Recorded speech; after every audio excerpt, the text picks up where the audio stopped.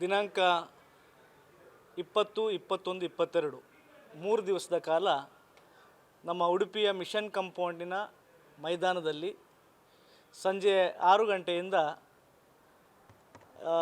ರಾತ್ರಿ 8:30 ಗಂಟೆ ತನಕ ನಡೆಯುವಂಥ ಕಾರ್ಯಕ್ರಮ. ಈ ಒಂದು ಪ್ರಾರ್ಥನಾ ಕೂಟ ಯಾಕೆ ನಾವು ಮಾಡ್ತೇವೆ ಅಂತ ಹೇಳಿದರೆ, ಈ ತಿಂಗಳು ನಮಗೆ ಕ್ರೈಸ್ತರಿಗೆ ಒಂದು ಪವಿತ್ರ ತಿಂಗಳಾಗಿರ್ತದೆ. ವಿಶೇಷವಾಗಿ ನಾವು ಕ್ರಿಸ್ತನ ಶಿಲುಬೆಯನ್ನು ಧ್ಯಾನ ಮಾಡುವಂಥ ಈ ಒಂದು ಮಾಸವಾಗಿರ್ತದೆ. ಹಾಗಾಗಿ ನಾವು ಇಲ್ಲಿ ಎಲ್ಲ ಸಭೆಗಳು ಒಟ್ಟಾಗಿ ಈ ಹಬ್ಬದ ಸಲುವಾಗಿ, ಈ ಪವಿತ್ರದ ದಿನದ ಸಲುವಾಗಿ ಈ ಒಂದು ಪ್ರಾರ್ಥನಾ ಕೂಟವನ್ನು ಉಡುಪಿಯಲ್ಲಿ ನಾವು ಆಯೋಜಿಸಿದ್ದೇವೆ. ಇದೇನು ನಾವು ಹೊಸದಾಗಿ ಆಯೋಜಿಸುವುದಲ್ಲ. ಪ್ರತಿ 2 ವರ್ಷಕ್ಕೊಮ್ಮೆ ಈ ಒಂದು ಸಮಾಧಾನ ಮಹೋತ್ಸವ ನಡೀತಾನೇ ಇದೆ.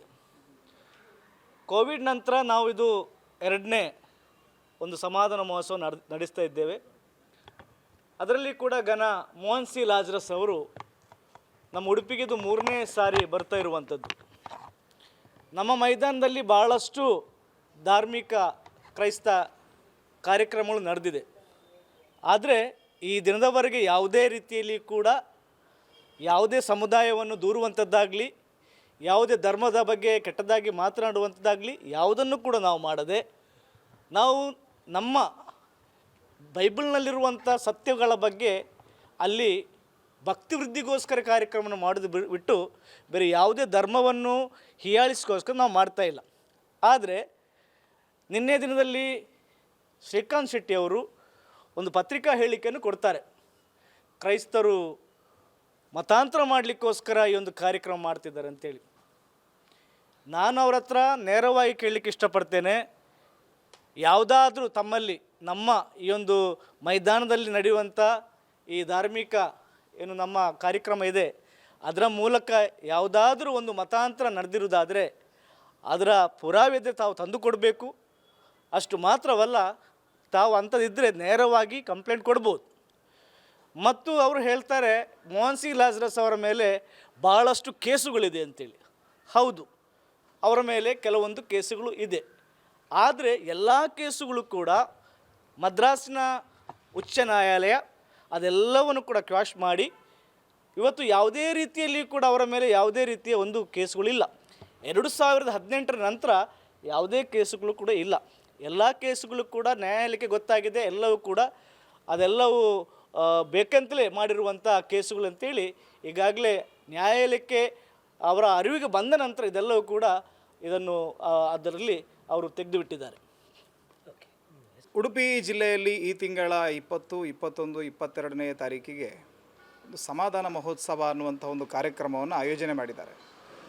ಕಾರ್ಯಕ್ರಮದ ಆಯೋಜಕರು ಇಲ್ಲಿಯ ಸ್ಥಳೀಯರಾದರೂ ಕೂಡ ಇದಕ್ಕೆ ವಿಶೇಷ ಅತಿಥಿಯಾಗಿ ಒಬ್ಬರು ಮೋಹನ್ ಸಿ ಲಾಜರಸ್ ಅನ್ನುವರನ್ನು ತಮಿಳುನಾಡಿನಿಂದ ಕರೆಸ್ತಾ ಇದ್ದಾರೆ.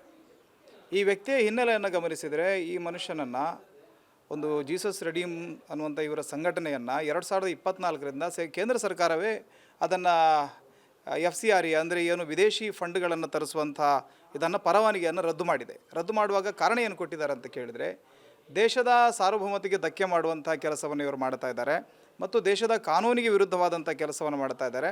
ವಿದೇಶಿ ಫಂಡನ್ನು ಬಳಸಿಕೊಂಡು ಅಮಾಯಕ ಜನರಿಗೆ ದುಡ್ಡಿನ ಆಮಿಷವನ್ನು ಒಡ್ಡಿ ಮತಾಂತರ ಮಾಡುವಂಥದ್ದು ಮತ್ತು ಧಾರ್ಮಿಕವಾಗಿ ಕೆಲವೊಂದಿಷ್ಟು ನಂಬಿಕೆಗಳನ್ನು ಅವಹೇಳನ ಮಾಡುವಂಥದ್ದು ಅಥವಾ ಆ ರೀತಿಯ ಜನರ ನಂಬಿಕೆಗಳಿಗೆ ಘಾಸಿ ಮಾಡುವಂಥ ಕೆಲಸವನ್ನು ಕೂಡ ಇವನು ಮಾಡ್ತಾ ಇದ್ದಾನೆ ಅನ್ನುವಂಥ ಆರೋಪವನ್ನು ಹೊರಿಸಿ ಅವರ ಲೈಸೆನ್ಸನ್ನು ರದ್ದು ಮಾಡಿದ್ದಾರೆ.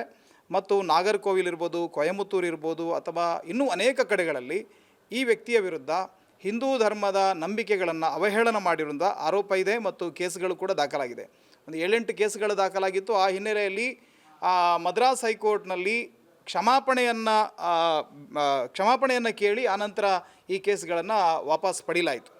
ಇಂಥ ವ್ಯಕ್ತಿಯನ್ನು, ಈ ರೀತಿ ಹಿನ್ನೆಲೆ ಇರುವಂಥ ವ್ಯಕ್ತಿಯನ್ನು ಉಡುಪಿಗೆ ಕರೆಸುವಂಥ ಔಚಿತ್ಯ ಏನು? ಯಾವುದೇ ಕಾರಣಕ್ಕೂ ಈ ಕಾರ್ಯಕ್ರಮ ನಾವು ನಡೆಯೋದಕ್ಕೆ ಬಿಡೋದಿಲ್ಲ. ಮತ್ತು ಈ ಕಾರ್ಯಕ್ರಮವನ್ನು ಆಯೋಜನೆ ಮಾಡೋದ್ರ ಜೊತೆಗೆ ಈ ನಮ್ಮ ಪ್ರಜ್ಞಾವಂತರ ಜಿಲ್ಲೆ ಅಂತ ಹೇಳ್ತೀವಿ, ಬುದ್ಧಿವಂತರ ಜಿಲ್ಲೆ ಅಂತ ಹೇಳ್ತೀವಿ. ಇಲ್ಲಿ ಯಾರೋ ಒಬ್ಬ ಬಂದು ಮ್ಯಾಜಿಕ್ ಮಾಡ್ತೇನೆ, ತುಂಬಿದ ಸಭೆಯಲ್ಲಿ ವೇದಿಕೆಗಳ ಮೇಲೆ ನಿಂತ್ಕೊಂಡು ಯಾರೋ ವೀಲ್ ಚೇರಲ್ಲಿ ಬಂದವರು ಎದ್ದು ಕುಣಿದುಕೊಂಡು ಹೋಗೋದು, ಅಲೆಲುಯ್ಯ ಅಲೆಲುಯ್ಯ ಅಂತ ಹಾಡಾಡ್ಕೊಂಡು ಹೋಗೋದು, ಇನ್ನೇನೋ ಮ್ಯಾಜಿಕ್ ಮಾಡ್ತೀವಿ, ಕಿಡ್ನಿ ಕಲ್ಲು ತೆಗಿತೀನಿ, ಲಿವರ್ ಸರಿ ಮಾಡ್ತೀನಿ, ಕ್ಯಾನ್ಸರ್ ಗುಣ ಮಾಡ್ತೀನಿ, ಇದೇನು ನಡೀತಾ ಇದೆ? ನಮ್ಮ ಜಿಲ್ಲೆಗಳಿಗೆ ಜನ ಬಹಳ ದೂರದಿಂದ ಬರ್ತಾರೆ. ಇಲ್ಲಿ ಬಹಳ ಒಳ್ಳೆಯ ಮೆಡಿಕಲ್ ಫೆಸಿಲಿಟಿ ಇದೆ, ಶಿಕ್ಷಣ ಇದೆ ಅನ್ನೋ ಕಾರಣಕ್ಕೋಸ್ಕರ ನಮ್ಮ ಜಿಲ್ಲೆಗೆ ಬರ್ತಾರೆ.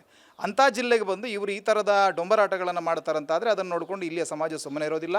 ನಾವು ಒಂದು ಕೆಲಸ ಮಾಡೋಣ, ಇಲ್ಲಿ ಮಣಿಪಾಲ್ ಇದೆ, ಇಲ್ಲಿ ನಾವು ಸುಮ್ಮನೆ ಭಾಳ ಹೋರಾಟ ಮಾಡಿ ಏನೋ ಉಡುಪಿಯಲ್ಲಿ ಜಿಲ್ಲಾಸ್ಪತ್ರೆ ಎಲ್ಲ ತರಿಸ್ತಾ ಇದ್ದೀವಿ, ಎಲ್ಲ ಮುಚ್ಚಿಬಿಡೋಣ, ಇವನ ಹತ್ರ ಒಂದು 10-20 ಜನರನ್ನು ಟ್ರೈನಿಂಗ್ ಮಾಡಿ ಎಲ್ಲರನ್ನ ಹೀಗೆ ಪ್ರಾರ್ಥನೆ ಮಾಡಿ ಎಲ್ಲ ಗುಣ ಮಾಡೋದು ಮಾಡೋಕ್ಕಾಗತ್ತಾ?